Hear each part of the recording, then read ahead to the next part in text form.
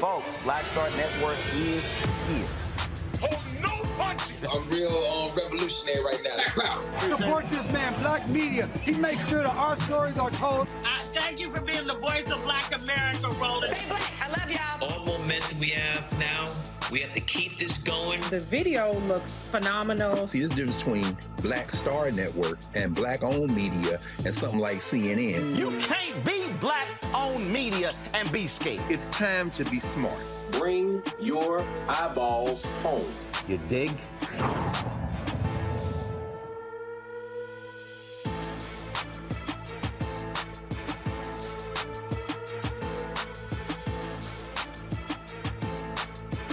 Today is Tuesday, November 22nd, 2022. Coming up on Roland Martin Unfiltered on the Black Star Network. Folks, 3 Camden County, Georgia Sheriff's Office employees have been arrested for beating a black man, Jarrett Hobbs. His attorney, Harry Daniels, will join us to discuss this latest development. Driving while black is what a Louisiana family says got a 45-year-old black man killed. Civil rights attorney Ben Crump will explain how a traffic stop for a window tint and a modified exhaust ended with a man shot in the head. Also, there's so much to unpack about Tennessee lawmakers questioning Tennessee State University for black students enrolling in record numbers. I'll talk with Lezli Baskerville, the National Organization for Equal Opportunity in Higher Education, about how HBCUs are under the gun for doing well. Yeah, for doing well. Folks, it's time to bring the funk on Roland Martin Unfiltered on the Black Star Network. Let's go. He's got it. Whatever the miss, he's on it. Whatever it is, he's got the scoop, the fact, the find. And when it breaks, he's right on time and it's rolling. Best believe he's knowing. Putting it down from sports to news to politics. With entertainment just for kicks, he's rolling. It's on go, roll, y'all. It's Roland Martin, rolling with Roland now. He's funk, he's fresh, he's real, the best, you know he's Roland Martin now.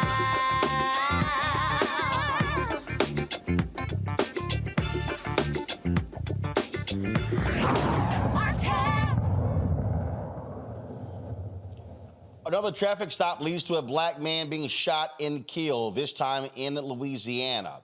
It was over a window tint and a modified exhaust. 45-year-old Derrick Kettling, the brother of Louisiana State Police Lieutenant Colonel Kenny Van Buren, was stopped by a sheriff's deputy.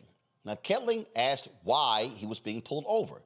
The deputy did not answer, but gave him several commands. The deputy then tried to restrain Kettling when a struggle took place. Now, I want to warn everybody about this video. It is very, very triggering. If you want to turn away, please do so right now.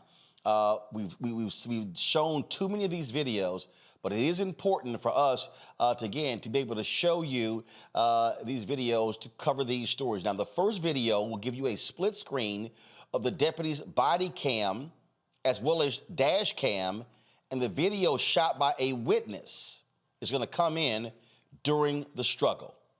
Watch. Hey, stay right there.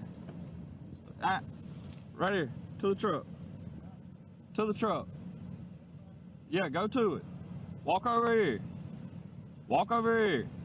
Walk to your truck. Stand by 8th and Broadway.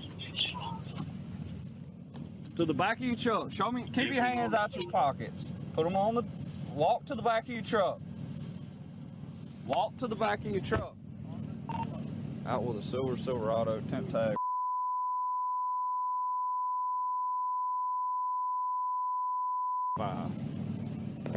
Face the back of your, face your truck for me. Face your truck. What's this? Huh?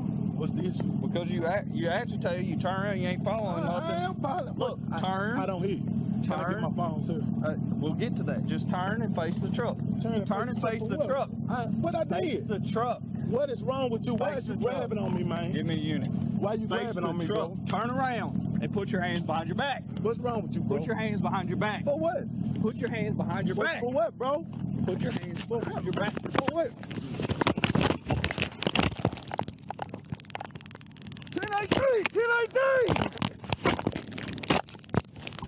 10-18! Ow! Oh!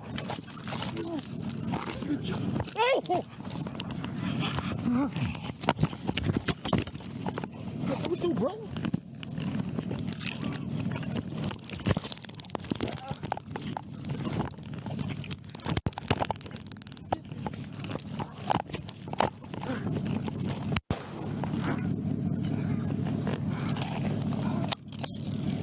Shots fired! Shots fired!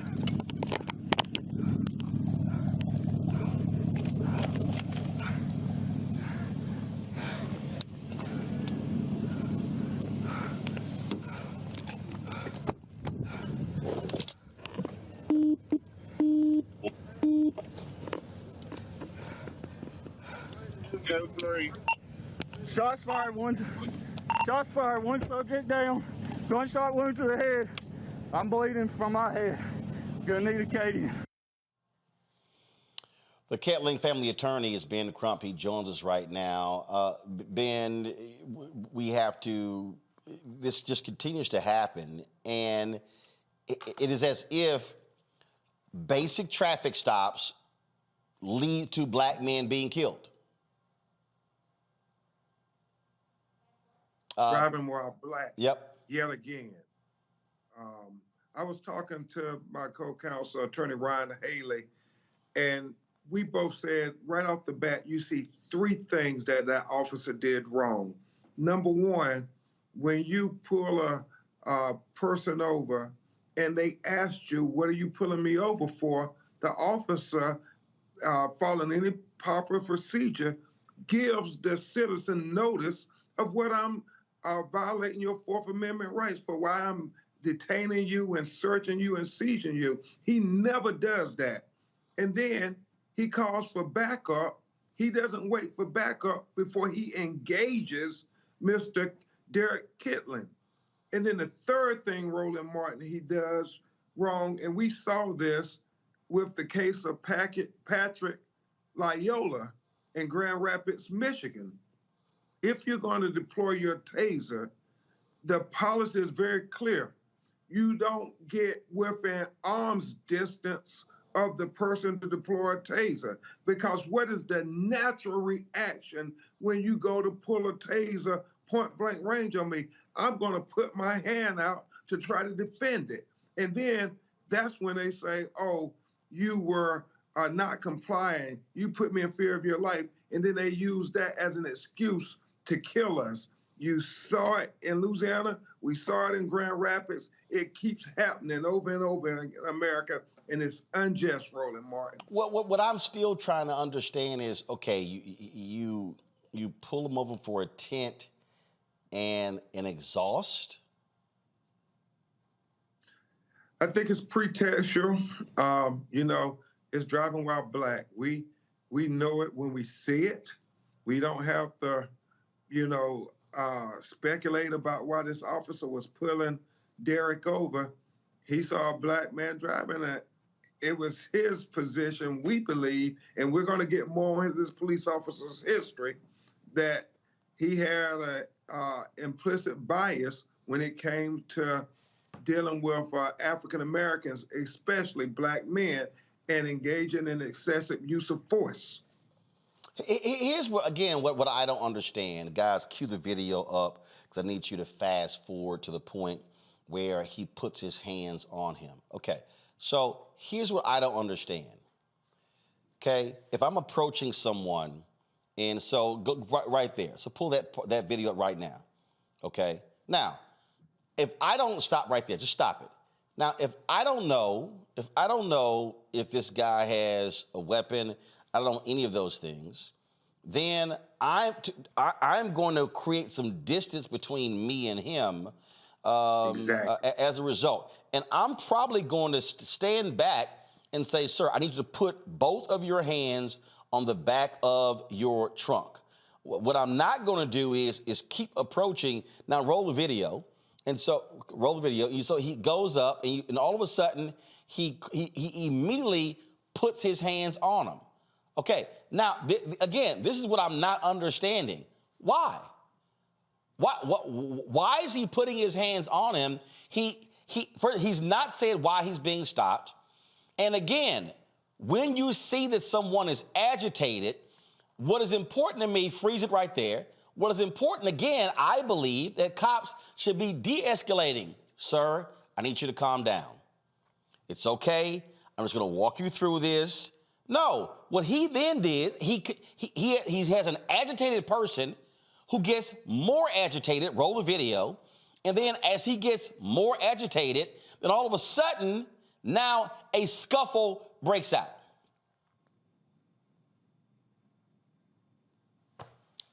It makes, again, this is the thing, Ben, de-escalation should be the priority of cops.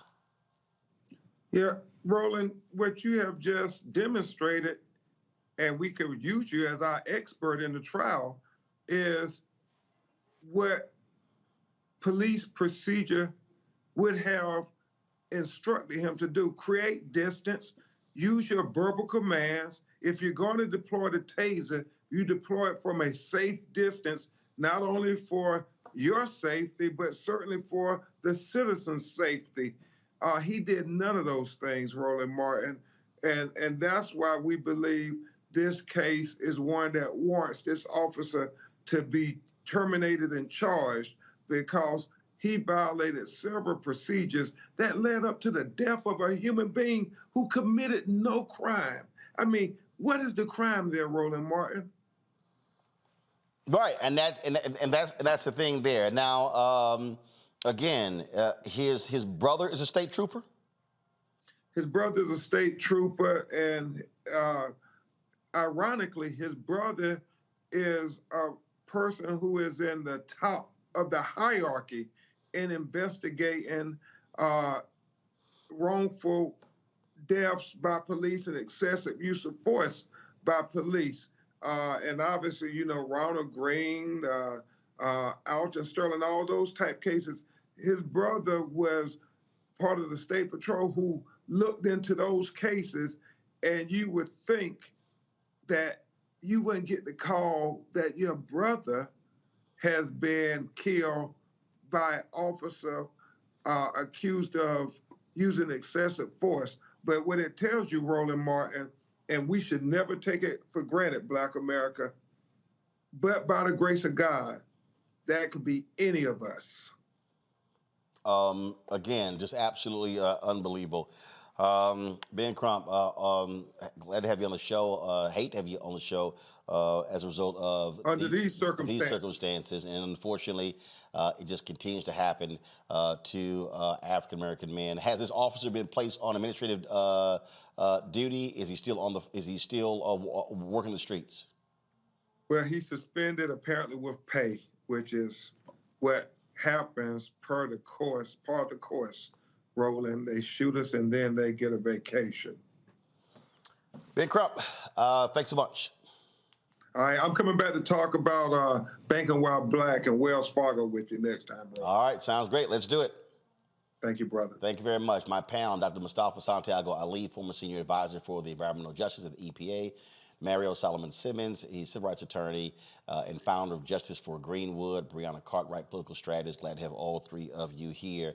I mean, just tomorrow, this week, this happens and over and over and over and over again. And what first happens is people start saying, oh, if only he had complied. But isn't there a responsibility on the cop, the person with the gun, the person with the badge, to, again, de-escalate a situation so it doesn't get to pulling your taser out and then pulling your gun out and shooting somebody in the head? Absolutely, man. Good evening, Roland and Mustafa and Brianna. Good to see all of y'all. It was good to see Ben. You know, it reminded me so much of one of the cases that Ben and I work on, the Terrence Crutcher case, where it appeared to me that the gentleman, the brother, was having some type of a mental breakdown, just the way he was acting. And as you stated, Roland, and Ben stated, the proper police procedures at that point is to keep distance and to, like you say, de-escalate. And also, what's the rush here? Why did he need to run up on him and grab him? I just don't understand, based upon why he was pulled over. This was not what you would call a felony stop. A felony stop is when you suspect someone has committed some type of armed robbery, burglary, murder, kidnapping, and you're pulling them over and you're thinking this person is armed and dangerous inside of the vehicle. So I'm gonna get out and I'm gonna have some type of physical altercation. But even in those situations, officers are taught to wait for backup, to keep distance, and to de-escalate. That's a tragedy that happened. I just really hate to see that, because it was clear that that brother was having either some type of a mental breakdown or something was going on, just the way he was acting when he got out of the vehicle. Brianna, it just, again, I mean, it's just, we see these stories over and over and over again. And then what typically happens is the result is they side with the police officer. They say the motorist was in the wrong, should have complied, should have followed all instructions. And again, the guy asked him, why are you pulling me over? Doesn't even want to say it. And that's too many. That's way too many cops. They feel as if they don't have to tell you why you're getting pulled over. Right, Roland. So I'm going to start off by saying, DeMario, I don't know if I agree with you. I don't know if he had an anxiety attack or a mental issue. It is the fact that he got pulled over without even knowing. The fact that he still came out of the car. He was far from the car. He didn't have his hand. He had his hands where everyone could see it. He was technically at the back of his truck because it was the part where you put stuff in. It wasn't all the way in the back, right? So he slowly kept complying, but he did not do what the officer exactly wanted to do, which at the time someone's screaming at you, you're scared, you don't know why, and you see these things happen time and time again, you're in the mode of fight or flight, right? And he's trying to comply because we've seen time and time again, if you flight, you get it in your back. So there's this thing where we know we're up against something that we can't control, and it's just nerves. People deal with their nerves differently. And it was obvious that the officer was not in fear. He would not have gotten that close. You know, the scuffle all happened close. He asked for backup, didn't wait. If all this was he was in fear, then he wouldn't have taken those steps in the first place. And an officer's only supposed to utilize their weapon when they feel that their life is in threat. And nowhere was his life in threat, or did that video show that he thought his life was in threat.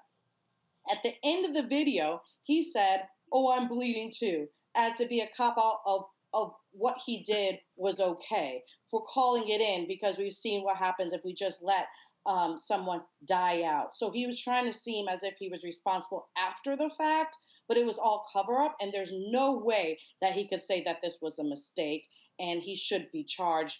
And we can go into qualified immunity if we want to, but honestly, more than for him just being stripped as a police, he should be personally charged.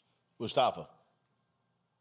You know, you have to ask yourself the question, you know, when our brother George Floyd lost his life, has anything changed? Because we continue to see these same things playing out time and time again.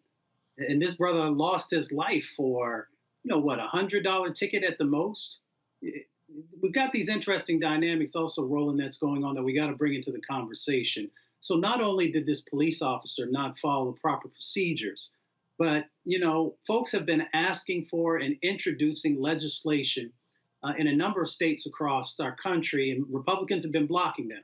And a part of that legislation has actually been that police officers need to have to share with you why they pulled you over. And Republicans have been blocking that. They said it makes a police officer's job tougher and more dangerous. The more dangerous aspect, I can't even begin to fathom what that actually means. So we continue to have these failures in our law enforcement system, from the officers all the way up to these state legislators who refuse to put some basic, very basic types of things in place that help people to have a better understanding of why they got pulled over, and to make sure that those officers are sharing that with them, so at least folks understand where they stand. It is, again, just unfortunate. We'll see what happens next. But again, what often happens in these cases, it's cop gets off and they say, oh, he was justified because his life was in danger. We know exactly how. Yep, go, Damara, go ahead. I say, just for our audience, you know, if you find yourself in that situation, obviously, like Brianna said, we're up against the odds. But I would strongly recommend that you stay in your vehicle and that you try to comply with the commands the best way you can, because these things can happen regardless when you do exactly what they say. And therefore, this is a great example that if there's any ambiguity, we're not going to get the benefit of the doubt, particularly out on the street. And once they started struggling for the gun, that's where the problem is going to lie, because the officer's going to say at that point that he was fearing for his life. But he created the situation. That's the legality of it. He created the dangerous situation, so he should not be able to say, oh, because of what I created, I had to protect myself from a legal perspective. Yep, that's exactly what typically happens. All right, folks, got to go to break. We come back, we're going to talk about Tennessee State University being checked by lawmakers because of their population increase, which kind of makes no sense because it's not like they say anything to the University of Tennessee. We have more of that state hearing, and we'll talk about that as well. Also, ruling comes down in Georgia. An appeals court rules against Republicans, saying, yes, early voting can begin on Saturday, November 26th. We'll tell you about that as well. Folks, you should download the Black Star Network app, available on all platforms: Apple phone, Android phone, Apple TV, Android TV, Roku, Amazon Fire TV, Xbox One, Samsung Smart TV. Also, please join our Bring the Funk fan club. Your dollars make it possible for us to do what we do. Please send a check or a money order to P.O. Box 57196, Washington, D.C., 20037-0196. Cash App, $RM Unfiltered. PayPal is R Martin Unfiltered. Venmo is RM Unfiltered. Zelle, Roland at RolandSMartin.com. Roland at RolandMartinUnfiltered.com. And get your copy of my book, White Fear, How the Browning of America is Making White Folks Lose Their Minds. Available on all platforms: Amazon, Barnes & Noble. Also get it at Target. Download it from Audible or order from your favorite black bookstore. We'll be right back.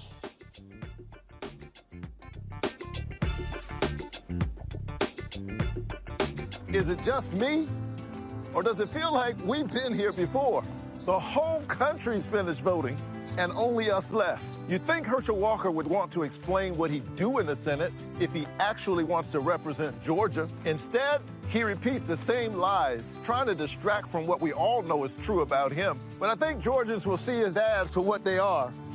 Don't you? I'm Raphael Warnock, and yes, we're doing this again. That's why I approve this message. On the next Get Wealthy with me, Deborah Owens, America's Wealth Coach, we talk about the principles of mindset, strategy, and execution. This week, we're adding a fourth: faith. You're going to hear from a mother and daughter duo who are helping thousands of Black women build wealth, all through their faith. You are more than you can ever imagine. Not just obtaining things to show that, but seeing yourself. Making your faith work for you. That's right here on Get Wealthy, only on Black Star Network.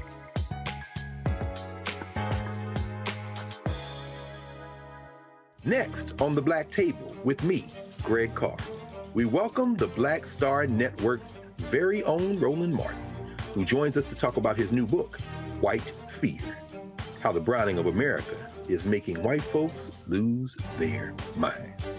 The book explains so much about what we're going through in this country right now, and how, as white people head toward becoming a racial minority, it's going to get, well, let's just say, even more interesting. We are going to see more violence. We're going to see more vitriol, because as each day passes, it is a nail in that coffin. The one and only Roland Martin on the next Black Table, right here on the Black Star Network. Hey, I'm Donnie Simpson. What's up? I'm Lance Gross, and you're watching Roland Martin Unfiltered.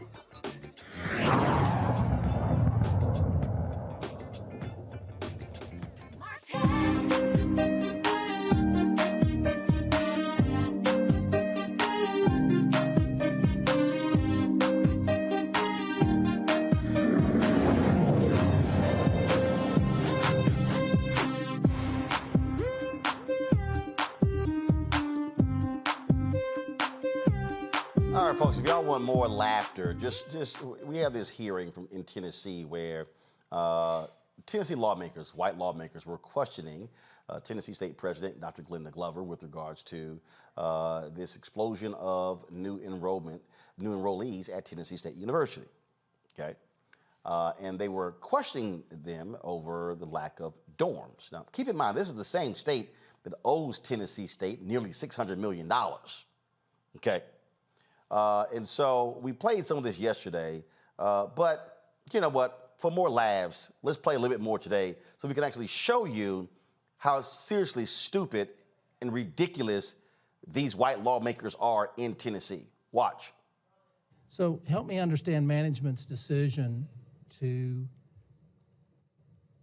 knowing that you have a plan to get to 10,000 students, help me understand management's decision to try and accelerate that plan when you knew you didn't have the physical capacity, that's physical with a PH, physical capacity to house all of those students. Wouldn't it seem more appropriate that you would slowly grow your enrollment to reach your goal by 2028 rather than over-enrolling and essentially costing more money in this first year? We didn't accelerate the growth at all. The students started applying and we fixed an internal problem that allowed us to process applications faster. There has been a holdup in in the past years. There was in the CRM system that we have. It didn't totally allow, the system process did not allow us to match it up in a faster way. We did a lot of it was almost manual with spreadsheets, et cetera. But it did it in a matter of seconds. You could process more applications much faster. We weren't trying to make it 10,000 this year. Well, I guess, sorry to interrupt you, but I guess my question is, if I know that my board has challenged me to grow to 10,000 students by 2028, let's just use that number, then I would have a progressive growth number and I would build out my campus along the way to get to that 10,000 number, right? Because it takes time. I know it's going to take me time, but it sounds like in this instance, you had this huge influx of students and you didn't tell anybody no if they met the criterion. You didn't tell anybody no, and so you had all these students on campus or coming to your campus without the physical capacity to handle those students. Now, we understand whether it's UT or it's UT Memphis that they often over-enroll, and they'll have 400 or 500 students that they have to house off campus for a brief period of time, but then they absorb them in, right? That's what we generally do too. But you're not going to be able to do that this year. We did that last year. That's what we generally do. Yeah. But we had so many more students this year. I have to keep stressing that we're in the middle of an HBCU Renaissance when students are coming back to HBCUs. And we're a school of choice. There's a lot going on TSU's on a national stage. And students want to come to TSU. So we didn't over-enroll from that standpoint. It was the housing part of it. We have to, in our minds, separate the right to an education from housing. We have the capacity to teach the students. It's just we don't have the housing capacity. Hard, especially when you look at the fact that the University of Tennessee has had record enrollment the last 2 years, but their facilities are a hell of a lot more advanced and better than Tennessee State University. As I said, folks, the issues that we're talking about exist there. In fact, do y'all have the rest of the clip where there was a lawmaker who talked about the issues? I think it was a black lawmaker. Do y'all have that? Okay, because it was after that. It was after that. In fact, let me see if I can find that, because it was that was important because for context, when you're talking about these folks here again, which makes no sense to me, if they're literally sitting here trying to somewhat chastise the president, and what they're doing is actually really trying to build the university. And last I checked, I would think you would want that. You would want that.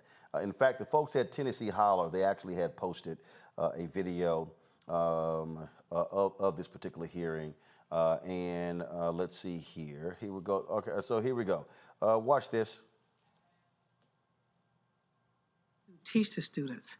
It's just we don't have the housing capacity. It's almost like the chicken and the egg, right? So you can't request additional funding for dorms if you don't have enrollment. However, if you get the enrollment and you don't have the dorms, my first year in the education committee was in 2018, and TSU was admonished for declining enrollment. And so I think we as a state, it's our responsibility to say, okay, this is where we are. What are we going to do to work together to lift this university up? People from that community who have never had an opportunity to go to college, they want to go to TSU. Use the term aggressive marketing campaign. Joining me right now, Dr. Lezli Baskerville, the president and CEO of the National Organization for Equal Opportunity in Higher Education. They advocate for HBCUs in the nation's capital. Lezli, always good to see you. That last point, I think, is what's most important. How in the hell can we admonish them for declining enrollment? And all of a sudden, boom, enrollment increases. We're like, what the hell are y'all doing? Yeah, it is. They suggest that it's a problem. That's not the problem. That's not the problem at all. The problem is that from the inception of HBCUs and until today, HBCUs have been woefully underfunded relative to their missions and relative to the historically white colleges and universities in the states. Tennessee State is an 1890 land grant institution, an historically black land grant institution. And one of the persons who spoke was an 1862 land grant president yesterday, Chattanooga, I believe. And he raised the question about, he said, you all are getting all of these new people. We can't get any black students because Tennessee State, you're getting all of the black students. And so first thought is it's a great thing if President Glover and her board and her team, they're doing a tremendous job. They have new programs. They have new facilities, new infrastructure. They were able to do that because, given today's climate, she called it a renaissance of HBCUs, and it truly is a renaissance that came about as the result of the killing of George Floyd in broad daylight and in front of everyone, the Black Lives Matter movement, and then the election of Vice President Harris. Following that, we had an administration and an active Congress that included 59 black members of Congress and others who understand the value of HBCUs and that America can't realize so many of her goals but for HBCUs. And so they invested in HBCUs.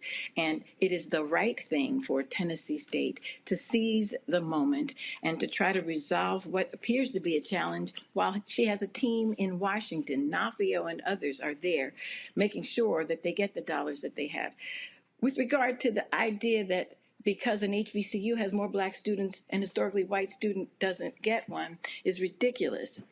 But what it does do, it raises another important issue of today, Roland. It says that the need for affirmative action. And so while we're struggling to get America to realize what she owes HBCUs because of the huge disparities and the vestigial discrimination against them, you've got the Supreme Court listening to the Harvard case and the North Carolina case in which people are once again challenging the utility of taking affirmative steps to include black and brown people in their students, in particular, in their universities. And if Chattanooga had an aggressive and targeted and thoughtful affirmative action plan, there are enough black students who would love to go to college and who, given the resources of many colleges and their mission that does include a diverse environment, would go there.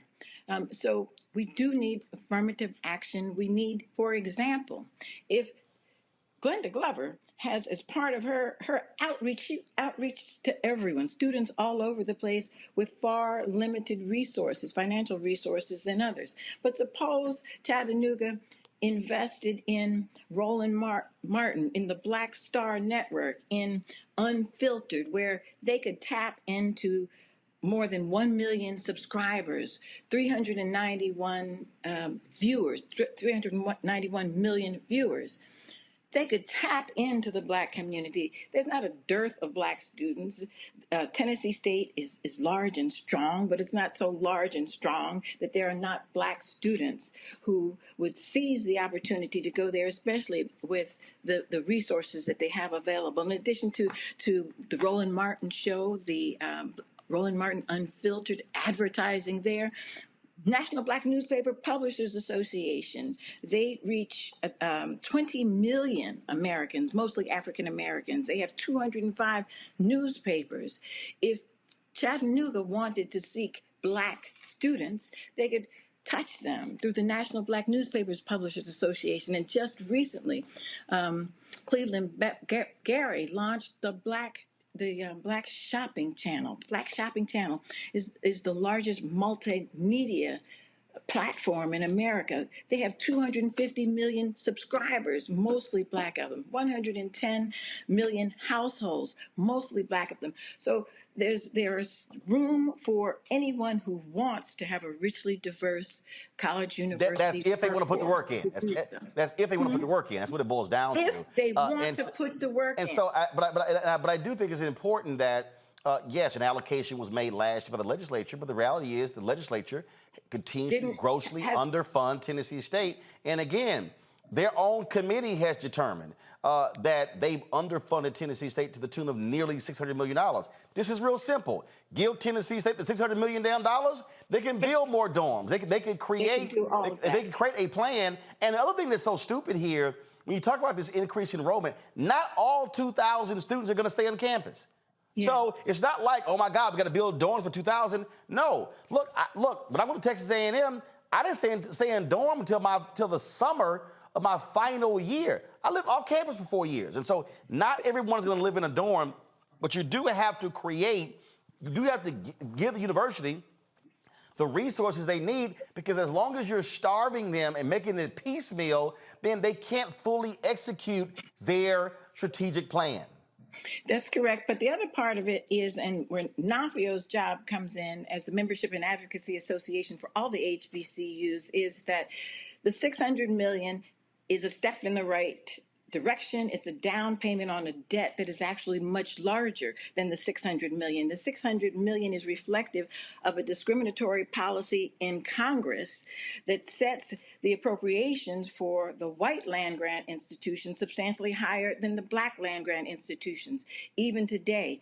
And it builds into the mandate for the match a much lower base for HBCUs. And so NAFIO's job, while President Glover and the other 105 historically black presidents and chancellors are fighting where the rubber hits the road, we work both with Congress and the state legislative bodies and in the courts. And in the courts, we are saying that from the beginning, when America established the dual and unequal higher ed system, the white 1862 land grants were given lots of land and required to have an appropriation that would go up so that they could have new programs. To this day, HBCUs did not get the 1890s land grants did not get their land, and there is no requirement that they have an appropriation that goes up.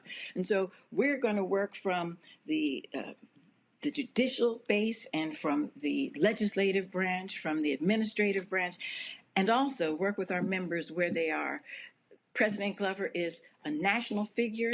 She is serving as as the co-chair of President Biden's board of HBCU advisors, and just stepped down from a tenure as AKA president, during which, along with the sisterhood, the first black sorority, they not only pledged, but gave $100 million to all 4-year HBCUs.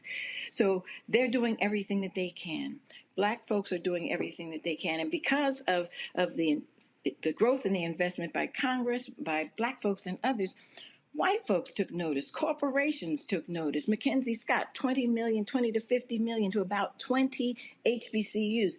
Why? Because they understand that an investment in HBCU is the most cost-efficient and most effective thing that American can do in higher education to close the wealth gap, the higher education gap, the employment gap, the economic gap, the justice and the sustainability gap. That's what's going on. And President Glover needs not to apologize for it. We, those of us who are her champions and the advocates for HBCUs, need to make sure that they have infrastructure dollars sufficient to accommodate that. And there's a bill now that's trying to make its way through Congress. And we will definitely do all that we can to make sure that that question is not raised again. All right, Lezli Baskerville, we appreciate it. Thanks a lot. Thanks for having me, and I congratulate you for all that you do for all of us. And tell Chattanooga to advertise with Roland Martin and Roland Martin Unfiltered, the Black Star Network. Absolutely. Absolutely, Lezli. I appreciate it. Thanks a lot. Let's go about Mustafa Demario as well as Brianna. Here's the thing, Mustafa, that this is real basic. And that is, you're at HBCU Tennessee State, you're damned if you do, damned if you don't. It's like, oh, hit you with declining enrollment. Well, then we get it up. Oh, now all of a sudden, no, what the hell, you got too many. North Carolina A&T gets slapped with a $2 million fine because they barely went over the cap of out-of-state students, as opposed to them going, maybe we have a university that people kind of want to go to. Why in the hell would you sit here and actually fine them? And so what you're dealing with is these white lawmakers, and again, which is why my book, White Fear, How the Browning of America is Making White Folks Lose Their Minds, is important. Is because they're sitting here like, we don't understand what's going on. Like, why are all these Negroes trying to go to these schools? But again, because of what's happening or not happening at these predominantly white institutions. And this notion as if these people are choosing to go. Okay, they're choosing not to go to the University of Tennessee. They're choosing not to go to Middle Tennessee State. They're choosing to go to Tennessee State. And so what they should be saying is, great, awesome. Hey, Dr. Glover, how can we help? Exactly. Well, quickly, a shout out to all the students at Tennessee State University and Dr. David Padgett, who's been just doing amazing work there for a number of decades now. You know, this is about power. It is always about power with these folks. You know, if we start to do good, then they want to roll you back. And then, of course, if you miss whatever the particular goals are, then they want to hold you accountable for that. It's really interesting. You know, in the state of Tennessee, you've got, 17% of the population is African-American, over 1 million folks. So for them not to be able to get these other schools to be attracting African-American students, there's a reason for that. One of the reasons is that these other schools, in many instances, are not safe spaces. They're not welcoming spaces. So students are choosing, as they should, to go to HBCUs where they know they're going to be appreciated. They're going to get, a stellar education. And they're also going to build the networks that are necessary as you're navigating the workplace. So with all that being said, they actually should have the president coming in and asking the question of how were you able to accomplish this? What are the lessons learned? What are those best practices that you all have in place? And how can we better support you to make sure that it continues to grow out? If they would have paid up that $600 million, the housing would be there. So they, one, need to take care of that side of the equation. But the other side is you should be learning from people who know how to get the job done and how to attract students. Oh, absolutely. And look, the reality is, Dr. Glover, Brianna, in terms of, obviously, when she was international president of the AKAs, she brought Vice President Kamala Harris there to be a commencement speaker there at the university. And let's just be honest, I'm sure you have some Republican lawmakers who were not happy at all that the vice president was there giving commencement. But the reality is, guess what? That's kind of what happens when you're an HBCU president and you're an AKA and the vice president of the United States is your sorority sister who's also an HBCU graduate. Hello, that's what you're supposed to be doing. You're supposed to be bringing high caliber talent. Trust me, I'm sure these same lawmakers would have had no problem if Donald Trump and a bunch of his cohorts were traveling to the University of Tennessee when he was in the White House. Absolutely. She's exactly where she should have been. And I'm glad for that, for many reasons, as we have 2024 coming up soon. So I'm glad that she was there. I'm glad that she's representing, and I'm glad that she's focusing on HBCUs and her AKA roots. I do believe, I keep hearing about, advertising more in Chattanooga and going to PWIs. And honestly, it's not about we should be pushing Black people to go anywhere. We should allow for the appropriations for the place where whatever student wants to go to. And the fact, he stated, they qualify. He said, you let everybody in that qualified, and it should continue like that. It shouldn't be, okay, they qualified, and now let's not still let these people in. We should allow Black people who qualify to go to the schools that they want to and progress. And they're scared of our progression, and that's what we see here, and the controlling of it. I hope that they give the money, and I don't know, Congress is changing. It's going to be a battle in Congress. We still can do it. But no, hold on. The money's not coming from Congress. The money, the money is from state. Right. Except for saying that there is a bill right now in Congress to help HBCUs overall. But the $600 million, that's Tennessee. The state of Tennessee should be pawning it up And for instance, this is the same state that set aside $500 million to build the Tennessee Titans, $1 billion NFL franchise, a new damn dome stadium. Right, because they like to keep So the body. it's like, y'all got the money. Yeah, I get it. I totally understand. I do think that it's a two-pronged approach because, yes, they have the money. Even when they get the money from Congress, right, to just disperse it is also going to be another issue. We see this time and time again. And as you stated, they prioritize Black people in sports over education. And it's a problem. We'll see how it folds out.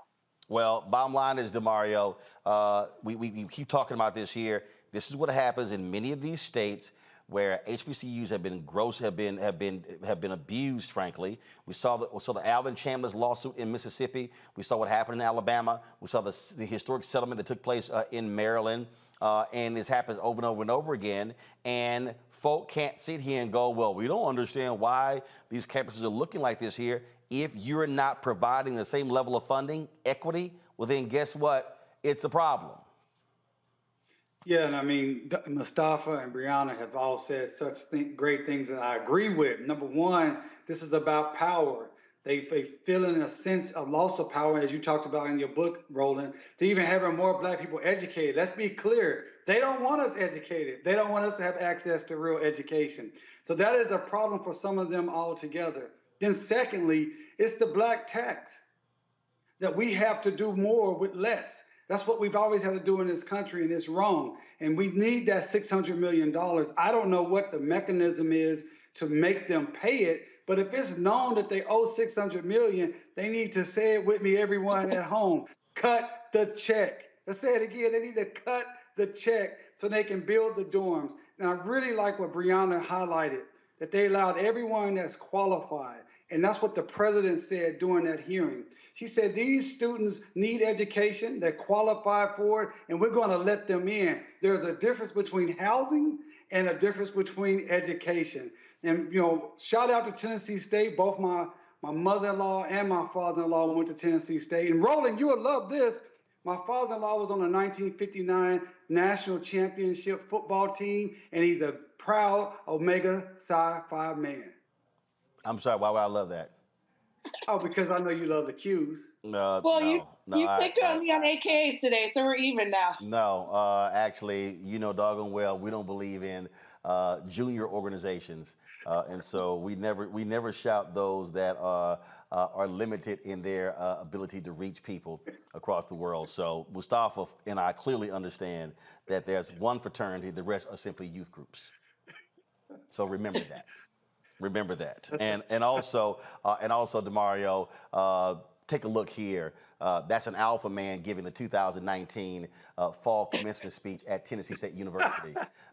Yes, wearing the black and old gold, just so you understand how we roll. So there you go. All right, folks. Oh, good.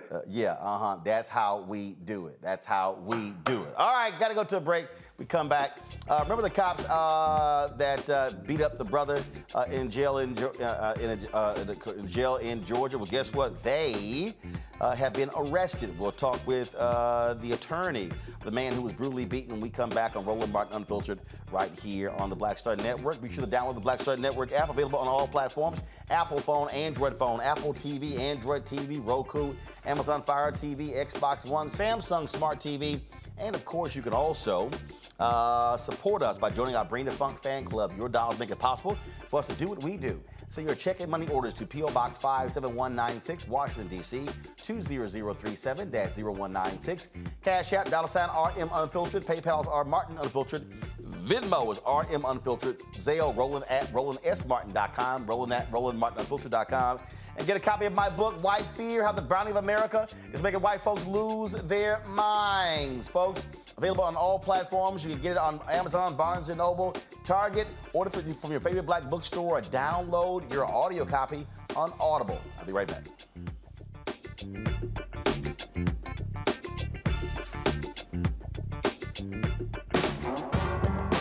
Don't wait till November 8th. We can vote today, y'all. Early vote started this week. We're on Savannah State University's campus. We'll be dorm storming today, giving out treats for everyone. We hope to see everyone at the polls when it comes to November. If you believe we got power, let them know. Make some noise, put a fist up. I need to see a fist in the air because we got power. Come on, you put it up, come get your shirt. We're out here in the streets of Savannah, Georgia. James, do not forget to go vote. I got you. If we vote the right people in, we can make a change. We can get these resources in our community. I am a woman, and it is important that we have the say-so of what we want to do with our bodies. We're concentrating on entrepreneurism, providing young people with resources and training that they need in order to change their trajectories. We want Black down. Democracy is on the ballot. Voting rights is on the ballot. Voting suppression is on the ballot. I am most passionate about those three combined because they all impact each other. Savannah is my home. I care about my community, and I care about representation in my community.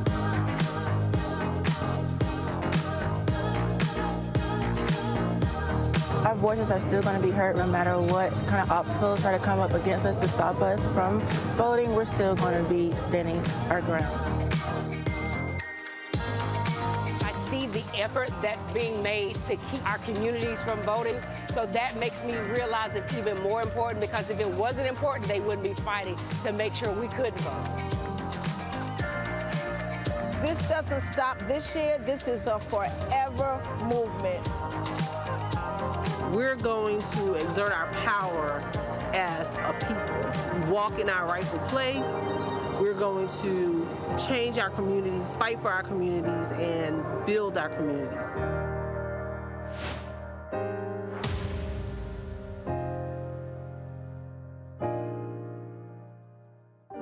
This is Diala Riddle. What's up, y'all? I'm Will Packard. I'm Chrisette Michelle. Hi, I'm Chaley Rose, and you're watching Roland Martin Unfiltered.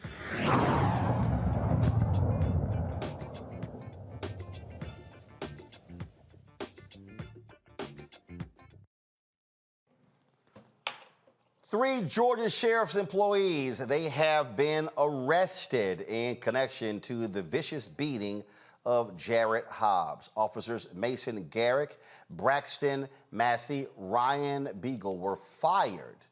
That's right, were fired and charged with battery of an inmate and violating the oath of office. The Georgia Bureau of Investigation and the Camden County Sheriff's Office started an investigation following the September beating of Hobbs in Camden County Detention Center. All three officers have been booked and sent to the same Camden County Public Safety Complex where Hobbs was initially detained. Joining me now is the attorney, one of the attorneys for Jarrett Hobbs, Harry Daniels. Harry, let's just be clear. This video going viral is why these cops were arrested. Roland, that's exactly right. If this video never went viral, we would not be having this discussion today. Let's make no mistake about it. This is something, a CYA tactic by the sheriff in Camden County. If the video didn't come out, then we would not be having this discussion. His jailers would not be in jail today. And so, because it happened in September, when did the investigation start? Well, the investigation started once we released the video. This happened September the 3rd. The local NAACP president, Mr. Timothy Bassett Jr., he actually traveled to Camden County and inquired about what happened to Mr. Hobbs. He was told nothing happened to Mr. Hobbs. So they were fully aware of this incident. In fact, they had brought charges against Mr. Hobbs that we talked about before. So this was not a stranger. This was nothing that was brought on them all of a sudden. They knew about it, and it took the GBI a matter of days to bring charges. They traveled to North Carolina, spoke to Mr. Hobbs. I traveled along with them, and within a matter of days, they brought charges. And we was aware that charges would be brought sometime this week before Thanksgiving. So we wasn't shocked of the charge being brought. But like you said, this investigation just started because the sheriff chose to cover it up. And again, GBI comes in. This ain't hard. Press play. Oh, hell. Arrest him. I mean, this is a cut and dry case, simply. I mean, this is not hard to break down. Yeah, Roland, we've seen this before in Brunswick. You got to remember, this is a setting with Ahmaud Arbery. Same thing happened. Ahmaud Arbery was killed. The DA decided not to move forward, try to cover up. The GBI come in within a matter of days. Charges are brought here. These officers are charged with battery, aggravated battery. That's a felony to carry 20 years in the state of Georgia in violation of oath of office. Because in order to be charged with aggravated battery, you have to render one person's body part useless. So it's probable cause and evidence, and it's factual, and it's clear evidence that Mr. Hobbs, one of his body parts was rendered useless as a result of this beating. So these officers facing 25 years apiece. This is not misdemeanors. These are felonious charges. Certainly that is good news. Being charged is one thing. Being convicted is another. Hey, man, you jumped on the spot. First of all, we're not going to scream Jubilee to the heavens. Being charged is one thing, but we need a prosecution, a thorough, a legitimate prosecution. We want a conviction, and we want a prison sentence. Let's make no mistake about it. The first step is the charge and the arrest, but we want the final acts to be carried out. And what's the final acts? Conviction and a prison sentence. That will send a message across the nation of people who are in situations who wear badges, that you don't do this to people. It doesn't matter the condition, the position they're in. Humanity is at foot here. When you treat another human being like that, as a consequences, it doesn't matter if you wear a badge, shield, or star. You know, the GBI director, he summed it up when they asked him the question. When you saw the video, when they asked the GBI director, when he saw the video, how did he feel? He said he was shocked as a citizen. He was in disbelief. You know, but this has been going on for a while. They just got caught today. They just got caught. And, you know, hopefully this opened up Pandora box and so many other things that's happening, not only in Camden County, but it happened around the nation. Because I appreciate good law enforcement. I support good law enforcement. I do not support rogue officers and bad law enforcement. And we never will. And we take it a point, our life works to bring justice and fight for people's civil rights when things like this happen.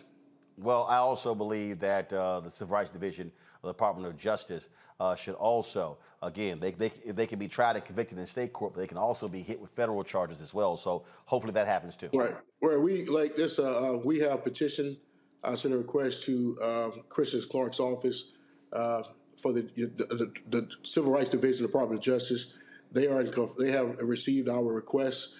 Let me be very clear. We are looking at this thing not just as a violation of his constitutional rights by people who wear a badge, shield, or star, but we have asked them to look at this, look at Camden County as a whole, any systemic abuse of force, and not just that, but to look at this matter as whether it's racially motivated. The federal government had the resources to find out if this was racially motivated. The video is clear. You see a black man being beaten by white police officers. Let's not forget about this elephant in the room. It could be more there than what meets the eye. So we've asked for a thorough investigation. Mr. Hobbs is very happy that arrest has happened. He knows a long way to recovery. But we're gonna stay on this story. And I appreciate you guys for being on this story and keeping this thing in the front. All right, Harry Daniels, we appreciate it, man. Thanks a lot. Hey, man, ain't nothing like the Q-Sci-Fi, though. Well, another little youth group. Another little youth group member. It's all first good. fraternity found out on HBCU. Come on, man. Y'all couldn't get into Alpha. You had to go somewhere. It's all good. Well, you know the history. Yeah, you do know the history. Alpha's your daddy. All right. All right. We appreciate it. Y'all walk into that one every single time. I don't know why y'all do it. I'll keep tell y'all. DeMario, y'all want none of this. You know it. You want none of this. Well, that's right, Brother Daniels. I appreciate you. Let him know what it is. We won't be intimidated. We know it's your show. We will not be intimidated. Q's don't back down, boy. Y'all back down, but you will back up. Yes. All right, man, Brother Daniels, I appreciate you, Team Rue. I appreciate that. We need to let Roland know what it is. Oh, please. You know, I appreciate you guys. Thank you for all the work y'all do. And like I said, this is a very serious matter. I appreciate you. And I appreciate you, Roland, for allowing us to come on and bring it to you viewers. Well, have a good night. I appreciate you. Have a great Thanksgiving. We're going to keep pressing the case. We appreciate it. Thanks a lot. Another perfect example, Brianna, without video, we're not having this conversation. Right. Absolutely. I was going to ask him a question of how they were able to get the video, because one thing he said, it opens up a Pandora box. It wasn't that it was the first time, but it was the first time they got caught. And I'm so glad that this man is now, Hobbs is now receiving some justice. To see that video was excruciating, very, very painful. There was 5 on 1. I don't know why that would even need to happen. He was eating a sandwich and they went for his neck. You see other inmates in the background. It was very violent, very disturbing. But I have a lot of questions, more than answers. So I will definitely be watching this case closely. I saw, 5 officers. We said 3 was arrested, and we'll now see if they will actually get any, if they'll be persecuted. So we'll see what comes. Mustafa, look, I mean, again, when these cases happen, they happen over and over and over again. And this Biden Department of Justice Civil Rights Division, led by Kristen Clark, I mean, they have gotten a number of jail wardens, corrections officers, sheriff's deputies arrested, charged, indicted, and actually convicted for the type of abuse that we saw right there. And that's what needs to happen. Yeah, we got to have both these civil and criminal sets of actions that are going on. And we got to make sure that folks understand that people are paying attention, that they're watching, and that when you break the law, exactly what we saw that they did, that there are going to be repercussions, that you're going to be held to the same level of the law as everyone else. And that means that not only are you going to catch fines, but you're also going to spend time behind bars. And as that becomes more commonplace as our good brother just shared with us, that we find these situations that folks will begin to, I think it'll move into the culture of law enforcement and let them know that when they do these types of things, that there are going to be repercussions. And that changes the culture. It's slow, and we would love for it to happen faster, but with the Department of Justice and other holding people accountable, I think it does matter, and I think it will begin to change some of these dynamics, along with all the other work that we have to do. We talk a lot about, again, reforming police departments, but we also have got to be reforming these jails and prisons, Mario.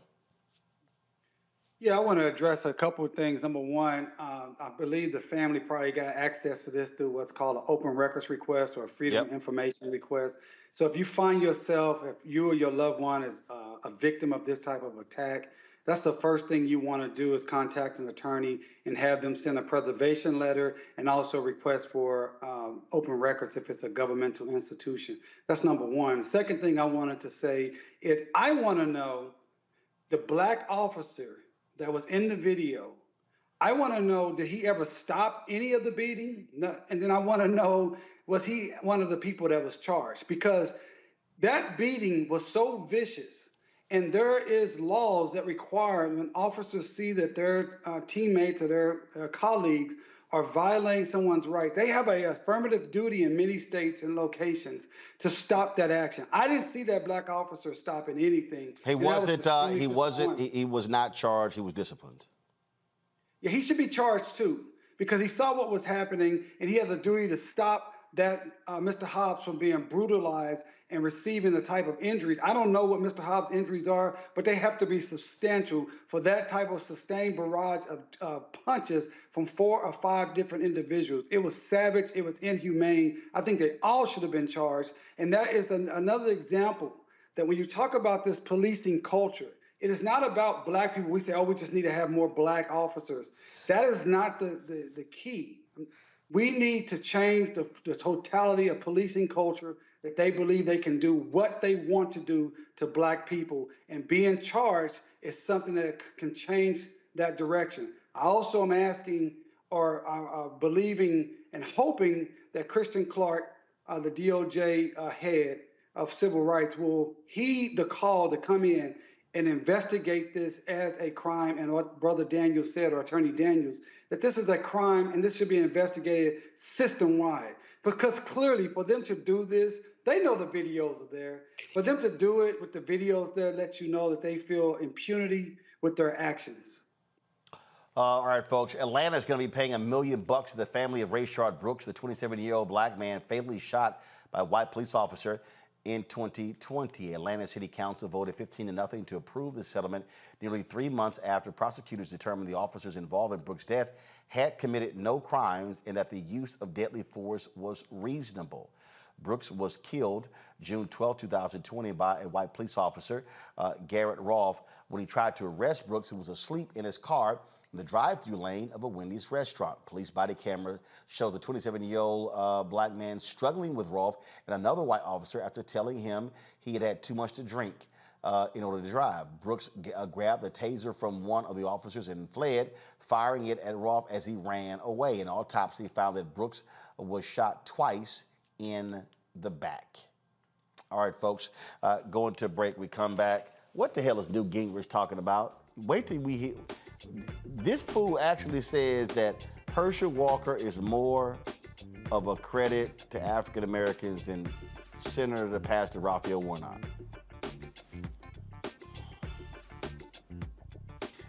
Newt, if you don't sit your dumb ass down somewhere, man, come on. And also, a Georgia appeals court makes it clear early voting can take place beginning on Saturday, November 26th. We'll tell you about that as well. Republicans lose in court. You're watching Roland Martin. Is it just me? Or does it feel like we've been here before? The whole country's finished voting and only us left. You'd think Herschel Walker would want to explain what he'd do in the Senate if he actually wants to represent Georgia. Instead, he repeats the same lies, trying to distract from what we all know is true about him. But I think Georgians will see his ads for what they are. Don't you? I'm Raphael Warnock, and yes, we're doing this again. That's why I approve this message. Next on the Black Table with me, Greg Carr, we welcome the Black Star Network's very own Roland Martin, who joins us to talk about his new book, White Fear, How the Browning of America is Making White Folks Lose Their Minds. The book explains so much about what we're going through in this country right now, and how, as white people head toward becoming a racial minority, it's going to get, well, let's just say, even more interesting. We are going to see more violence. We're going to see more vitriol, because as each day passes, it is a nail in that coffin. The one and only Roland Martin on the next Black Table, right here on the Black Star Network. Hi, I'm Israel Houghton with Israel, a New Breed. Hi, I'm Carl Payne. Hey, everybody, this is Sherry Shepherd. You're watching Roland Martin Unfiltered, and while he's doing Unfiltered, I'm practicing the wobble. Yes, I am. Because Roland Martin's the one, he will do it backwards, he will do it on the side. He messes everybody up when he gets into the wobble, because he doesn't know how to do it, so he does it backwards. And it just messes me up every single time. So I'm working on it. I got it. You got Roland Martin.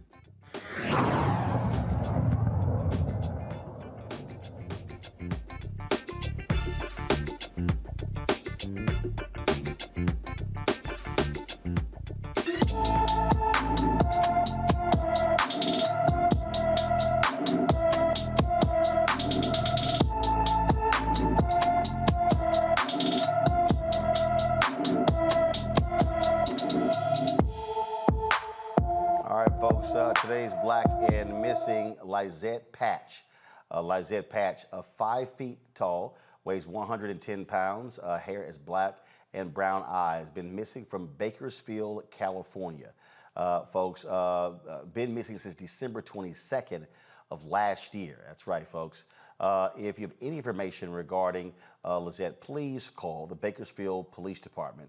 The number is 661-327-7111, 661-327-7111. All right, folks, early voting begins in Georgia on Saturday after a Georgia appeals court ruled against Republicans who were trying to stop early voting from that date. The law was changed in Georgia, where they said you could not have voting taking place 1 to 2 days after a holiday. Well, after 2020, they moved the runoff from 2 months away to 1 month, causing some confusion. The court's rule, legislative, what their intent was actually wrong. So they ruled in favor of Senator Warnock as well as the Democrats. Republicans are going to appeal that ruling to the state Supreme Court. Speaking of that Georgia race, the former congressman and the Speaker of the House, Republican Speaker of the House, Newt Gingrich, said one of the dumbest things you've ever heard in your life, y'all.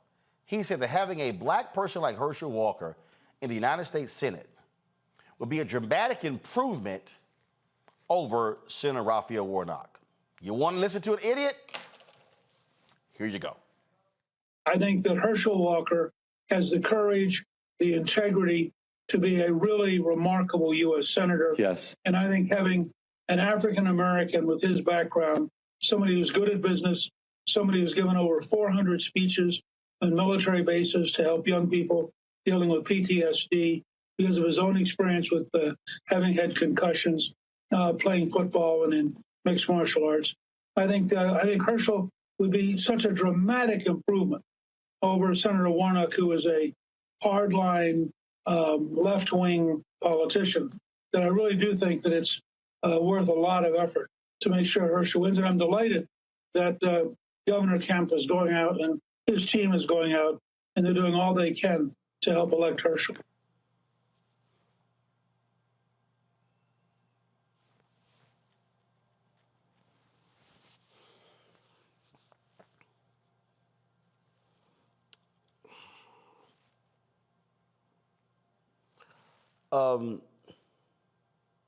Newt, this who you talking about? This Herschel?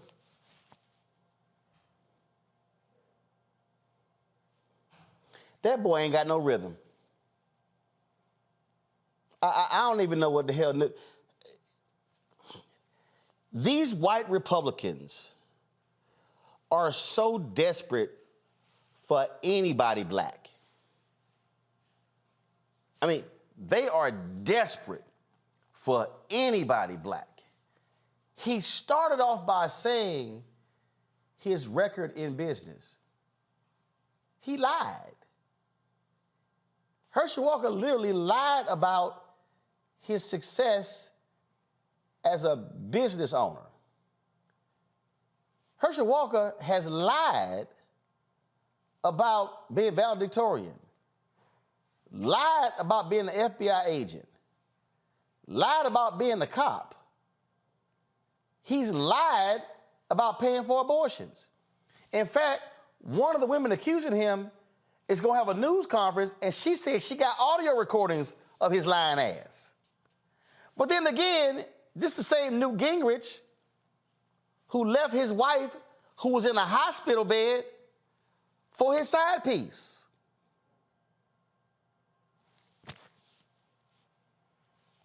That same Newt. Brianna, go ahead. What's your comment?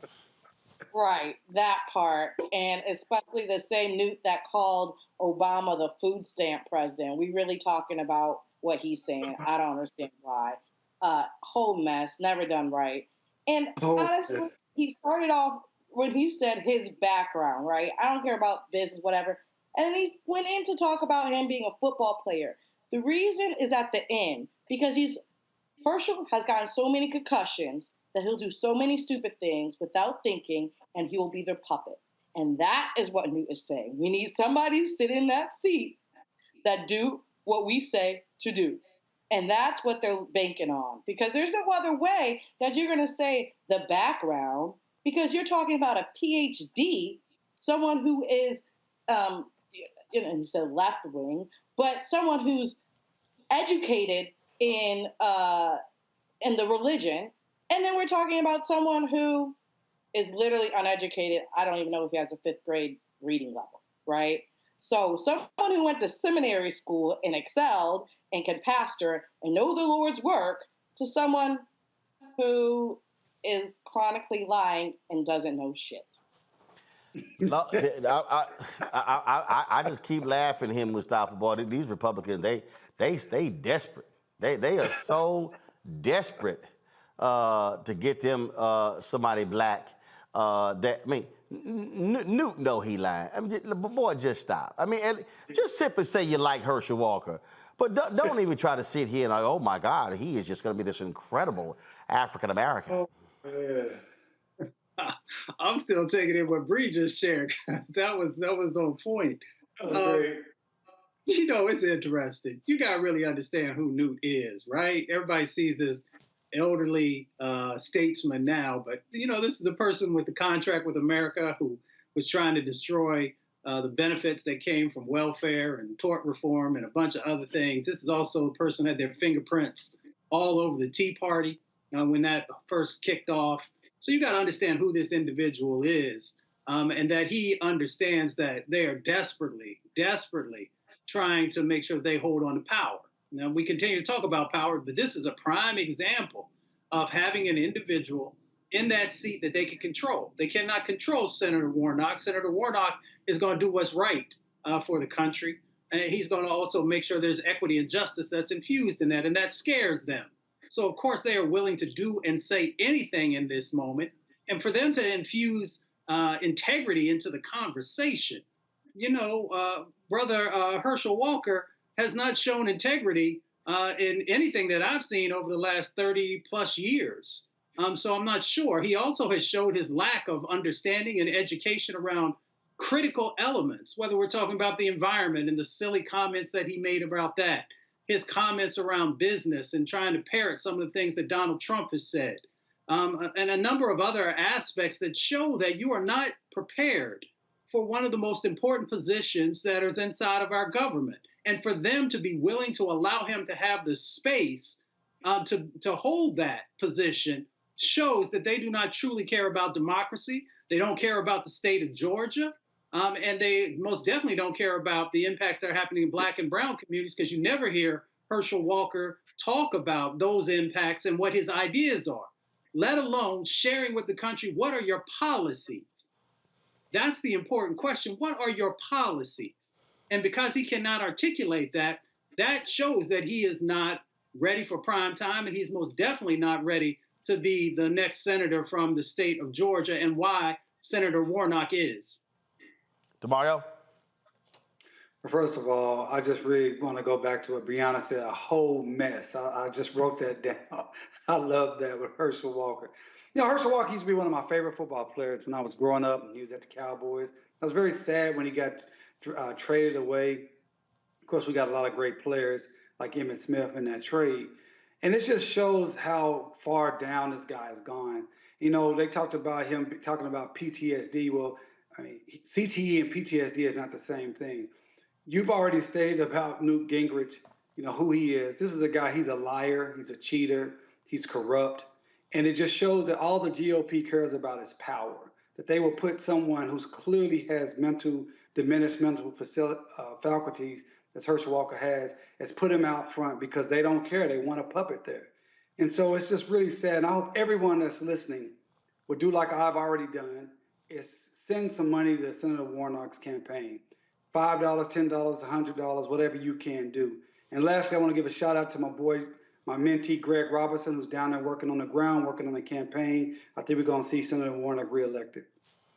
All right, folks. The Supreme Court, they have dismissed the voices of Black and Latino voters in a court challenge. The court declined to hear an appeal by Black and Hispanic voters in Texas about how Texas state maps intentionally dilute minority voting power. The dispute focuses on Senate District 10 in Tarrant County, Texas, and a ruling by a panel of 3 judges on the district court who believe that the new state Senate map disproportionately impacted minority voters. However, the judges found no evidence indicating that the legislature's intent was racial.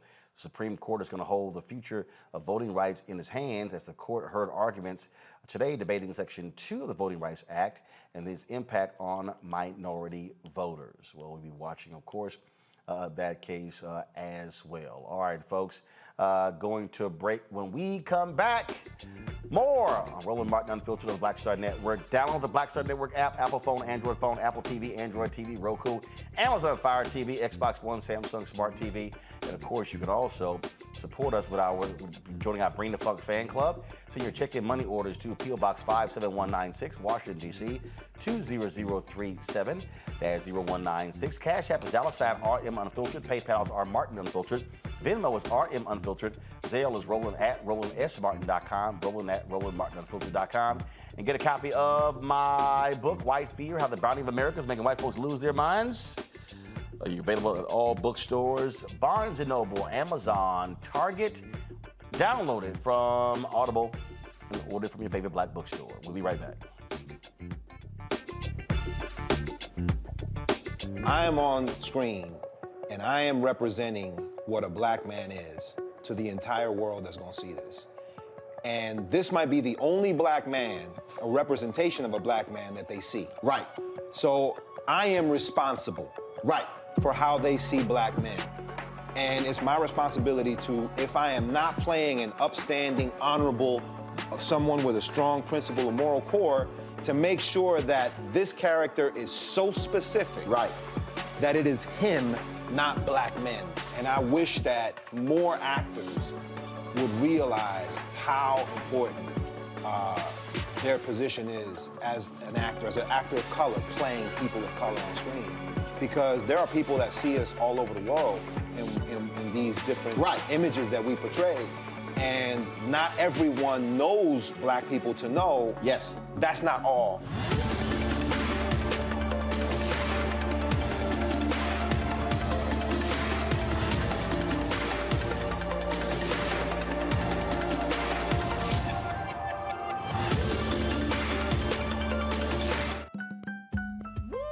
We're all impacted by the culture, whether we know it or not. From politics to music and entertainment, it's a huge part of our lives, and we're going to talk about it every day right here on The Culture with me, Faraji Muhammad, only on the Black Star Network. You want me to do something crazy, but I don't know what to do. I'd rather just sit here. Hi, this is Cheryl Lee Ralph, and you are watching Roland Martin, Unfiltered. I mean, could it be any other way? Really? It's Roland Martin.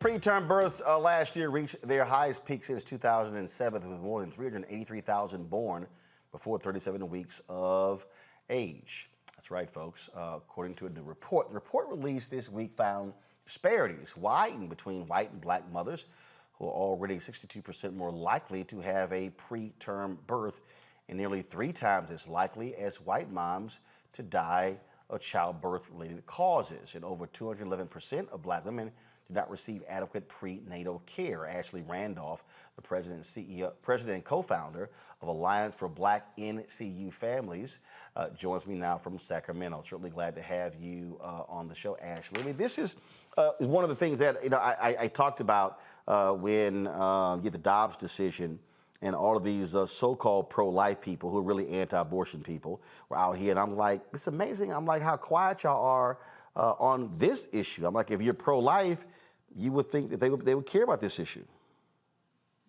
Thank you so much for having me, first of all. I do want to say that I'm a 3-time preemie mom. So everything that I do for the last 12 years has been strictly to fix this issue. And you can't say it any better. They really don't care. Most of the southern states in the U.S. have a grade of a D or a F, according to March of Dimes. And if you have an F rating, that basically says all of your black families are coming in there and not getting good care, not in prenatal and not in the NICU. I am one of the first, I am the first black and a first parent to be chair at CPQCC, which is a research facility at Stanford, which is really ironic because I'm the first black. I did a research there for racism in the NICU, and I found out that 44% of black NICU families in California that has a B rating, that they felt that the hospital could not help them with any barriers that they had outside the NICU. So employment, housing, WIC resources, food, transportation. 26% of them same families said that they felt judged because of their race while in the NICU. Now, I had just mentioned that I'm a 3-time preemie mom. I've been pregnant in Louisiana, Texas, and California. I had to leave Texas at 6 weeks pregnant because I already knew from my first 2 previous pregnancies that I wouldn't get good care in the South. So I left Texas right when I found out I was pregnant, came right back to California, thought I would get the best care, and then at about 5.5 months pregnant, My doctor let me go because I suffered from hyperemesis gravidarum. So with each pregnancy, I lost 30 pounds. Doctors never could figure out why. They never really wanted to look and see why. Same thing for why I'm having all these kids premature. When I was 6 months pregnant almost with the third child, my doctor let me go in the middle of her doctor office in front of patients waiting to be seen because she said she could not handle my sickness and she seen myself and my pregnancy as a liability to her facility. That is what jump-started all of this.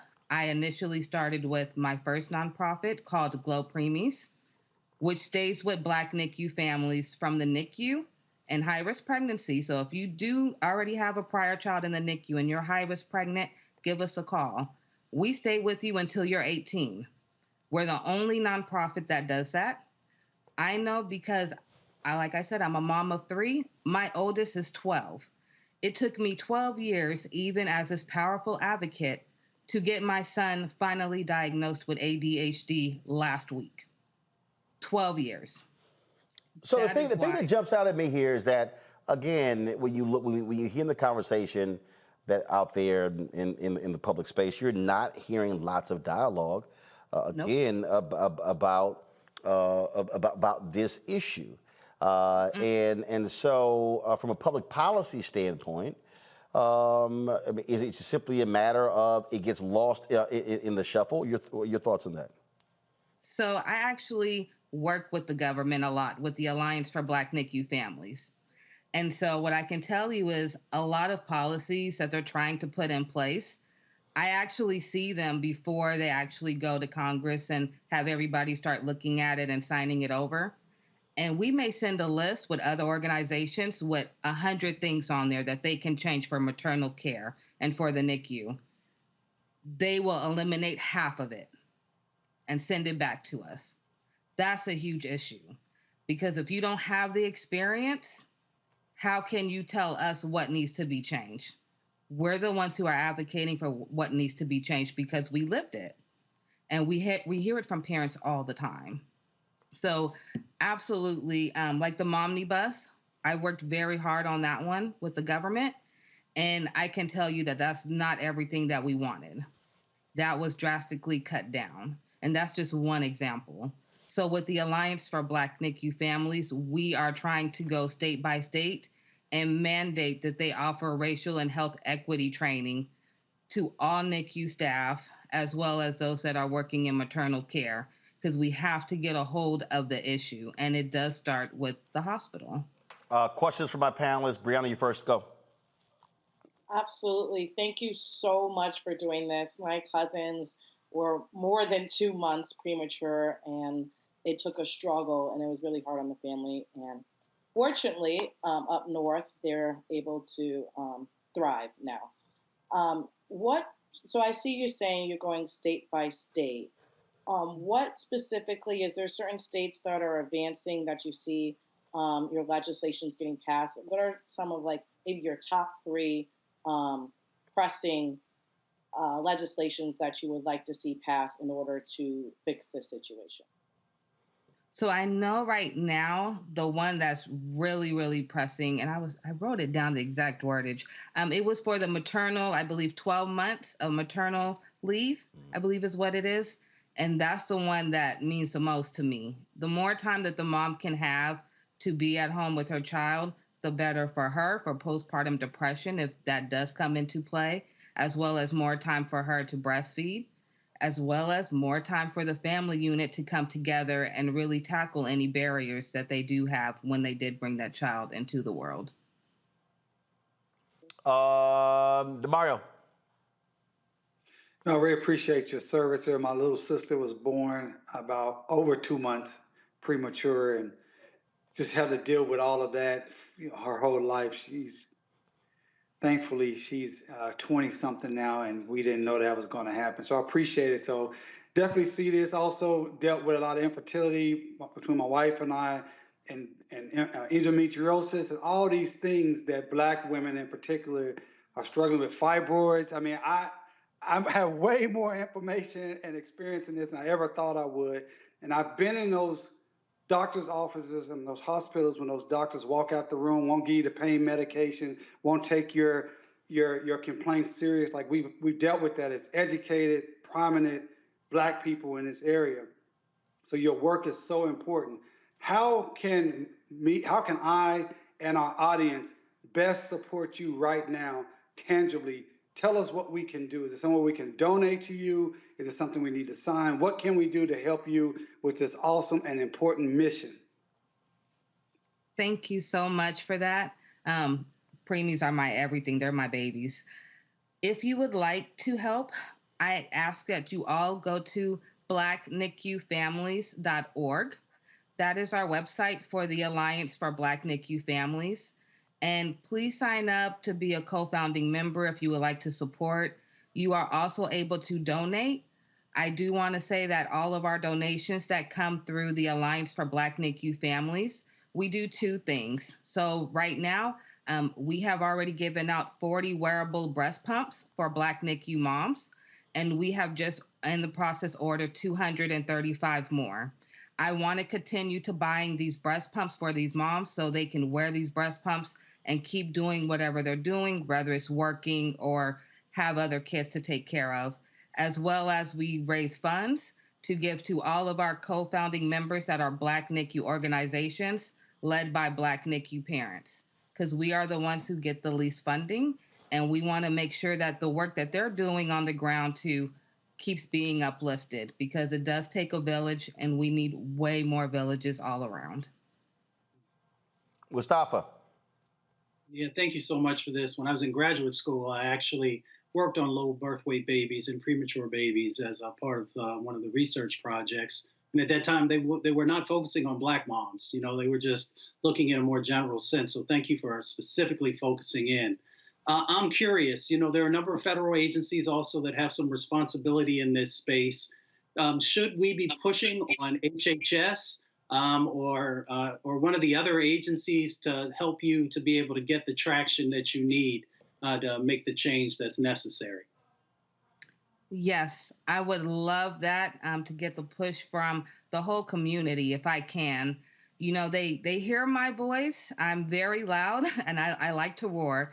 I work on this every single day for the last 8 years of my life, literally 24/7. I am with my kids when I can, but I am so passionate about getting all these rates reduced. So if I can get any help from you guys to help push the government to assist us or any agencies to assist us, please do. We are forever grateful. We have to save our babies. And like we had talked about earlier, it can last forever. So the NICU stay does not just end when you leave the NICU. It can stay with them parents for a very long time. And we need to make a generational change, and we need to make it now. All right then, Ashley Randolph, we appreciate it. Thanks a lot. Thank you. All right, folks, time for Marketplace.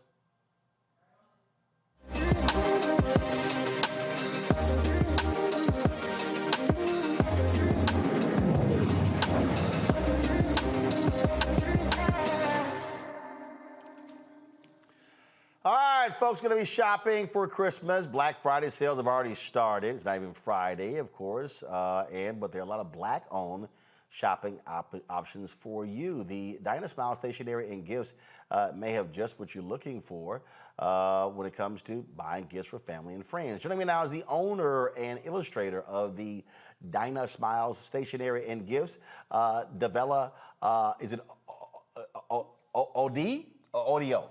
It's Davia Odoy. Sorry, Davia Odoy. From Stockbridge, Georgia. All right, glad to have you on the show. So, thank you for having me. So, stationery and gifts, explain, because you know we're now living in the technology age. Folks still writing on stuff?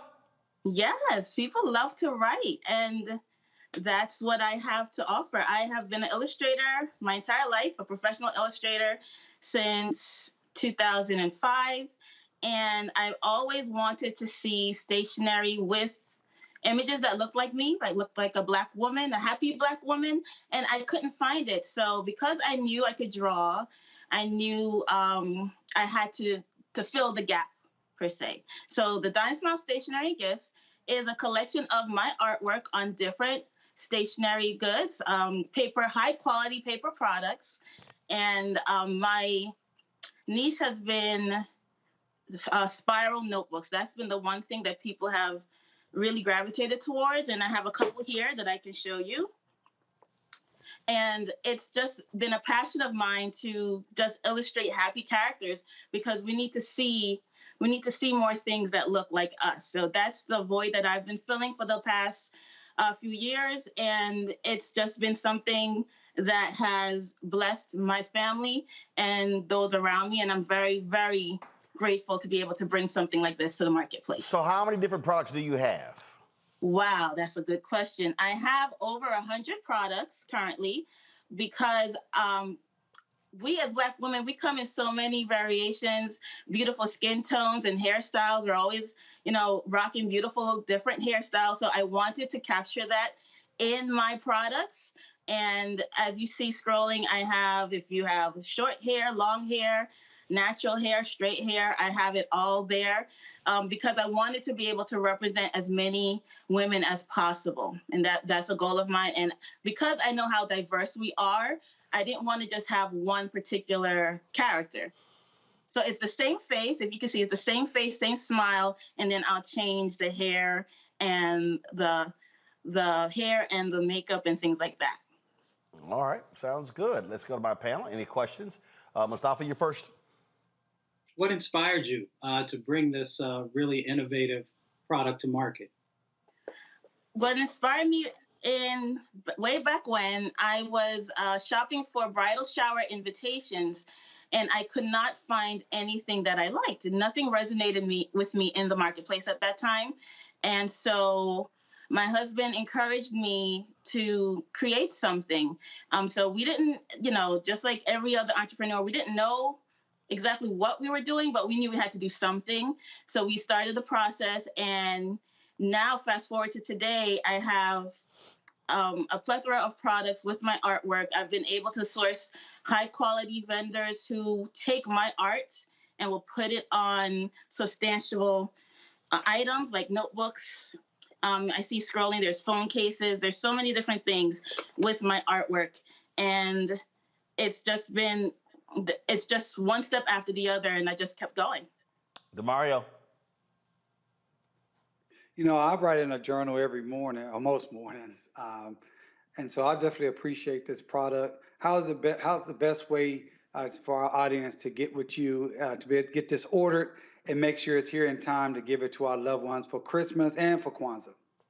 Sure. The best way to order is through my online website at thedynasmiles.com. That's THEDYNASMILES.com, thedynasmiles.com. Orders that are placed between today and next week, we have a cutoff of December 8th. So as long as it's in by December 8th, you should be able to get it in time for Christmas and Kwanzaa. Brianna.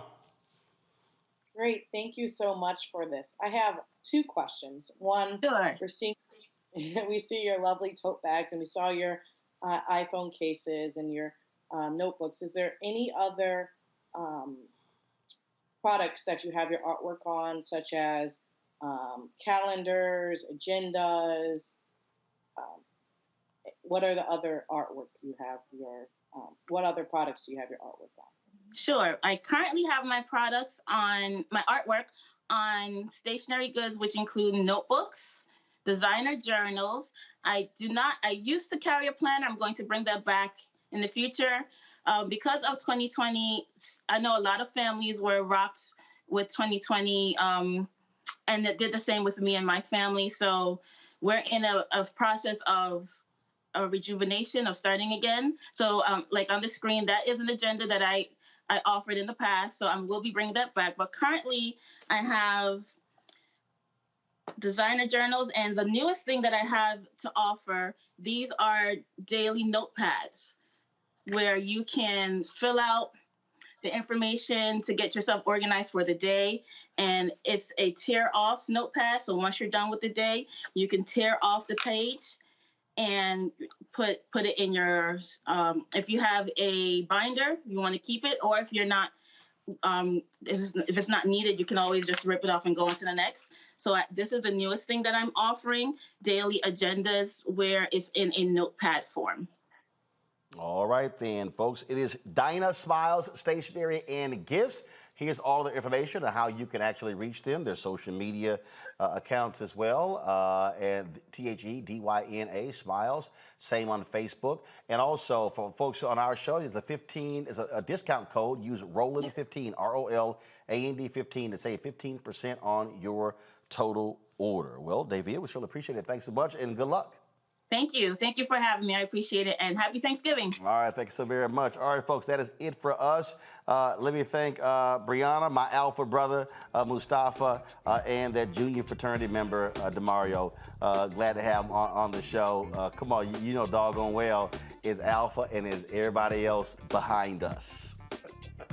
You better be careful. You know you're coming down here to Tulsa next week, so you better be nice. Completely unfazed. Completely. I got something for you. If it's 20 Omegas and it's one Alpha, that is simply unfortunate for you 20 Omegas. Y'all can't even handle one Alpha. Come on, man. You know. You know. You know. You know how it is. Don't hate, congratulate. I might let you celebrate.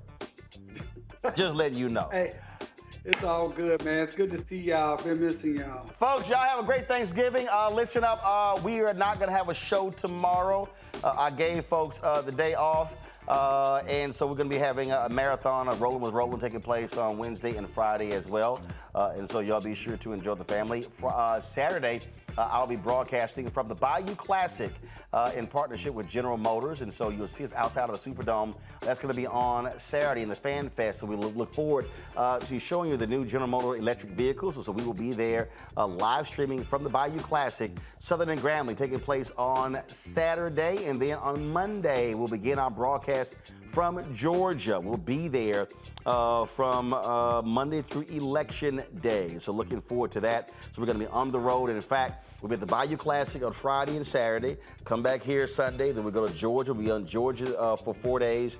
Then we'll go to Jackson, Mississippi for the SWAC Championship. We'll be there on the ground broadcasting Friday and next Saturday. Then we go back to Georgia for the Georgia runoff. So a lot of different moving parts here. That's why we tell you folks, support us in what we do.